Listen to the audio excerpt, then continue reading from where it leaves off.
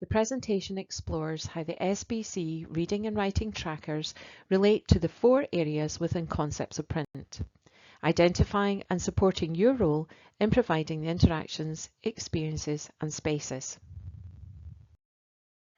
Our ability to use language unlocks all areas of learning. Children's language development thrives through exposure to environments of rich, diverse spoken language experiences. We grow a sense of purpose for the child by our own use of language and engaging them in a wide variety of stories, rhymes, songs, symbols and texts in different media all around them. Building this purpose helps to nurture engagement and encourages children to see themselves as readers and writers. This doesn't just happen by chance. That was a quote from Realising the Ambition, which was published in 2020, and it's from the section around playful literacy. Looking at Realising the Ambition, we can pick out some of the statements which relate to concepts of prints from the Realising the Ambition pages 72 and 73.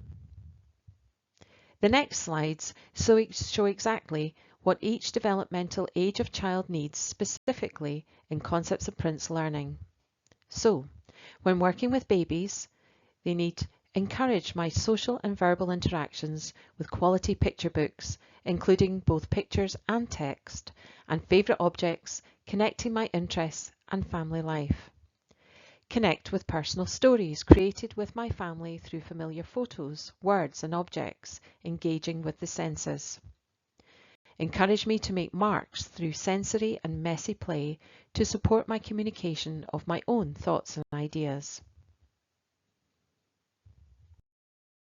Continuing when we work with toddlers. Continue to share quality picture books, including both pictures and text, connecting with my interests and family life, encouraging reciprocal storytelling between you and me. Help me connect with stories on a personal and imaginative level, developing an understanding that text conveys meaning. Give me sensory and tactile experiences which encourage me to babble, talk, and have fun with books. Incorporate a wide range of interesting resources which encourage me to communicate ideas through mark making, painting, and drawing. Finally, Realising the Ambition also tells us about working with young children. So we should continue to provide with quality picture books, including both pictures and text, alongside a range of different media fiction and non-fiction texts, connecting with my interests and family life, encouraging reciprocal storytelling between you and me. Encourage enjoyment, engagement and meaning of stories and explore the connections between texts and illustrations. Continue to give sensory and tactile experiences by providing resources which support talking about stories and factual texts and having fun with books. Encourage me to notice the purpose of writing in all environments and to enjoy communicating my ideas through the written word. By being able to read, children are able to find out information, read for pleasure and relaxation, learn something new, and even feed themselves if they can follow a recipe. However, how many older children do we hear say that they don't like reading and writing? It's up to us to make reading and writing exciting and as accessible as possible. We can help do this by ensuring that we provide interactions, experiences and spaces which are developmentally appropriate both indoors and out, by providing quality books, exploring a range of texts, valuing their mark making and being an excellent role model. As part of their work on emerging literacy, Highland and the Northern Alliance has created a developmental continuum around the 4 aspects of book handling, picture and story comprehension, looking and recognising, and writing and story behaviours. The continuum is easily downloaded from the Highland Literacy website. We are now going to look at these 4 aspects in turn and see how they relate to the SBC literacy trackers and the provision needed in your spaces, experiences and interactions. The first aspect is book handling. When we look at the SBC reading tracker, we can see the statements are highlighted to relate to this. As babies progress from using cloth or plastic books which they may mouth or tear, they will begin to explore books by opening and closing them, turning the pages, although this may not be from front to back, and they may move backwards and forwards through the book.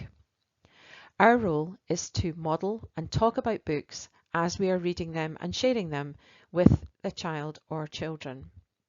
We need to demonstrate the book being the right way up, turning the pages from the front to the back, talking about how we know the book works in this way. Maybe we could make a mistake or two for fun to see if the children notice you holding the book upside down or reading it back to front.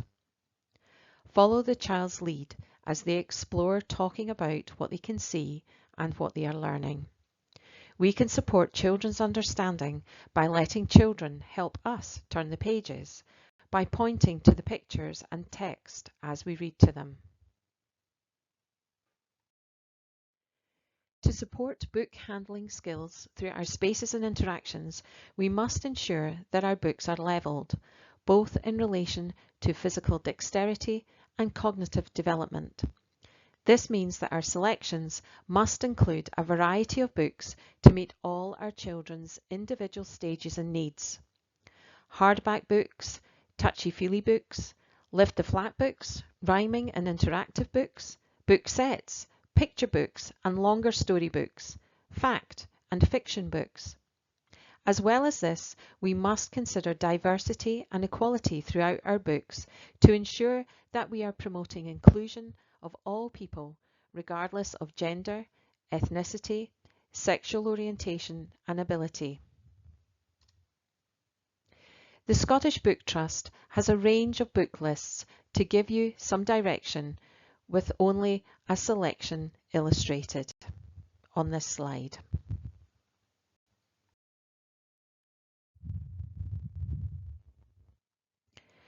Within all our spaces, we must aim to ensure the children feel invited to explore. Books across areas must be high quality and in good condition. Our Book Nook Story Corner must be cosy yet uncluttered, warm and quiet. The selection available must be small and comprehensive, incorporating links to current interests and intentional promotion, with spaces for favourites to revisit again and again. Ensure the cover of books are visible and books are easily accessible is also key in supporting engagement, as of course is our engagement with the books alongside the children. Now we're moving to the second aspect, picture and story comprehension. In order for our children to cultivate that love of books we are passionate for them to have, they need to develop their understanding of the magic contained within the covers. It is only when they can understand and comprehend the pictures and words that they will be cocooned within the magical world of books create. Initially, children focus on the pictures in a book and will begin to talk about what they can see in the pictures, such as what the characters are doing. Support them by waiting for the child to comment and then building on what they have said. Give positive feedback on their comments and reactions by commenting and expanding on what they say. You may comment about the same things about the pictures repeatedly. However, you must remember that it is through repetition that children learn. Talk about the story while you are reading and remember to be careful when asking questions. You're not trying to test them. Remember to use the 6 keys to communication whilst engaging in stories with children. Find a quiet space. Be face to face or side by side. Comment on what you can see. Describing and naming what is happening in the books. Use visuals such as gesture, pictures and props to help the children understand new vocabulary, copy and add to what the child has said. And of course, remember the vital waiting time, allowing children to process what has been said, as well as giving time to formulate their comments. As children progress, begin to ask simple questions such as who, where, and what, and begin to develop sequencing language and begin to see if children can predict what is going to happen in familiar stories. As children's competencies develop, support children to relate stories to real-life experiences. Ask questions about the story. Begin to think about questions or comments they would ask or make to characters in the picture, and begin to identify stories such as once upon a time stories and name others like it. Children's development of picture and story comprehension can be recorded on the reading tracker as we have here, but can also be recorded through the writing tracker. Children's concepts of print can be developed through effective story times in the setting or classroom. We need to ensure that our expectations of the children participating are developmentally appropriate. Our interactions should engage the children in the story, encourage exploration of the book through conversation and discussion, but this also needs to be differentiated to meet the needs of each child. And our interactions support the child's knowledge and understanding of the book. In order to do this effectively, we need to ensure that the time chosen for the story time is carefully considered. Is it most effective at the end of the day with the whole setting, or is it better at a different point with a small group of children, after or before a natural stopping point such as lunch? Realising the ambition highlights that by adding in a regular story time, it can contribute to the big routines, the rhythm of the day, and create a security for children. Throughout the day, we need to be responsive to children's bringing us books to share with them. We owe it to them to give them our full attention and to join them on their journey of discovery to find out what is contained within the pages, or to provide that comfort and security often found with a familiar book. Story of the Week is an approach to sharing stories and books that can hugely benefit a variety of reading and concept of print skills, if we ensure an aspect of planning is put into this experience. As we consider levelling of text throughout our environment and in our spaces, we must also reflect on how we ensure a Story of the Week experience is engaging and developmentally appropriate. It is not simply about picking up a random book or asking the child to select a book they wish to read. Though it is important to note here again that this approach does not replace the child's need for choice, it supplements it. Children must still have choice as we engage with them and as they engage with our story corners, book nooks, cosy areas, and those provocations indoors and out for the story sharing or in a more responsive way too. Both approaches are important and bring different aspects to the child's experience. When considering a book for Story of the Week, we must ask ourselves, is the book suitable?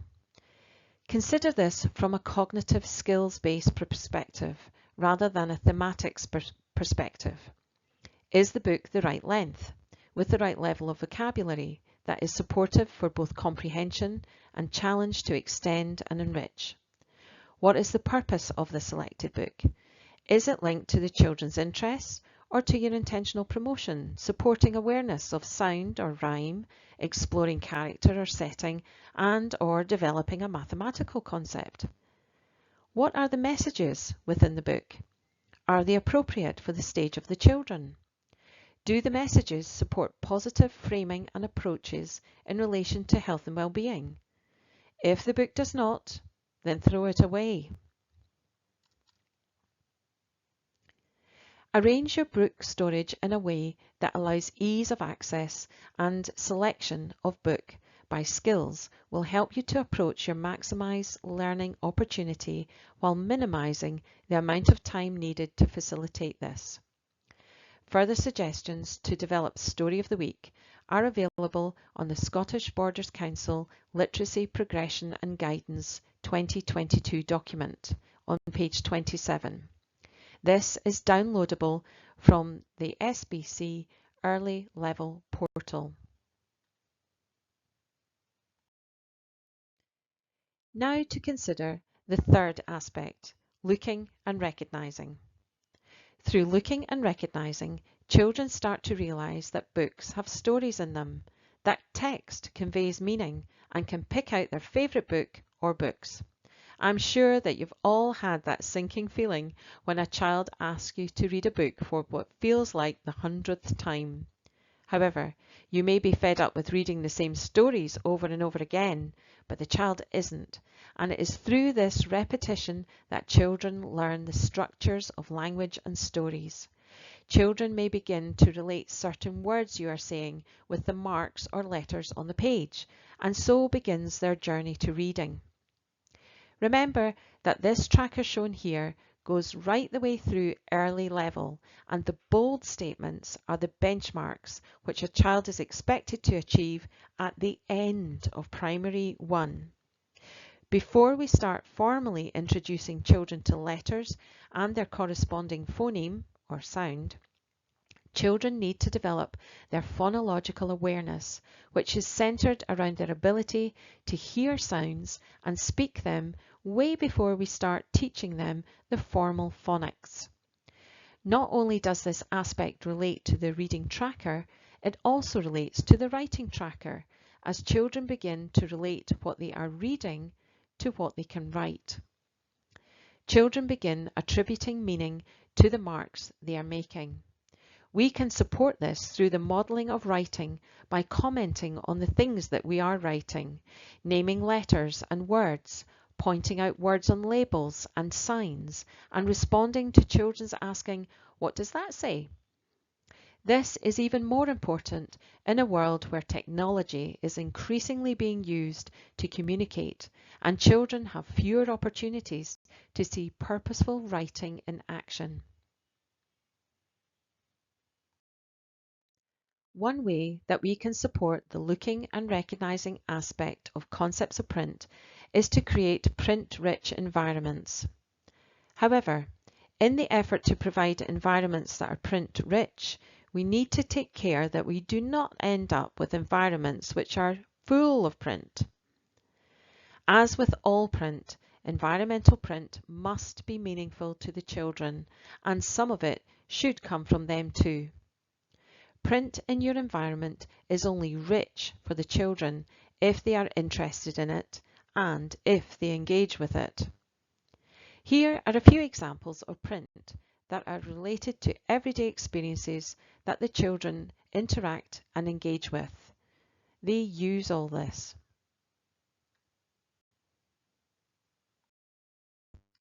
The fourth and final aspect is writing and story reading behaviours. We've already explored many of the story and reading behaviours which support children becoming developmentally ready to start learning to read, as we can see from the reading trackers. However, alongside the reading aspect of concepts of print runs the writing aspect of big and small mark making. In our training package on pre-writing skills, we explore ways of developing children's physical ability to write, the fine and gross motor skills. However, we also need to support them with the why should I write and what do I write. We write for different reasons and purposes, and children need to see this being modelled at home, in ELC or school, and in the world around them to really understand why it is something they need to be able to do, and hopefully create that desire within them to express their thoughts and ideas through the written word. This journey begins with mark making, big and small marks, indoors and out. Within the setting or classroom, both indoors and outdoors, There should be mark-making areas which provide the children with a variety of resources to explore and experiment with making marks. In the spaces, there should be a variety of pens, pencils, crayons, paint, paintbrushes and papers provided, as well as vertical and horizontal surfaces from which the children can choose. Making experiences should be provided, such as making marks in the mud with sticks, using fingers to make marks in the sand or in shaving foam, and of course the interactions should always be developing the children's skills, knowledge and understanding of the different areas of concepts of print. In addition to this, children should be provided with the resources to meaningfully mark make within the different areas of the setting or classroom. For example, diaries and calendars are provided along with paper and pencils in the home corner. Mark-making equipment is available in the construction area for children to plan their constructions or write notices and labels. Chalks and chalkboards, pads and pens are available in the mud kitchen to enable children to write menus on customer orders. Hopefully now you will be familiar with the 4 aspects which children need to develop in order to understand the concepts of print, and you are also more knowledgeable of the role and have ideas of how you can enhance your provision of spaces, experiences and interactions. Further information to support this BITESIZE presentation can be found on the Scottish Borders Council Early Level portal. Thank you for listening.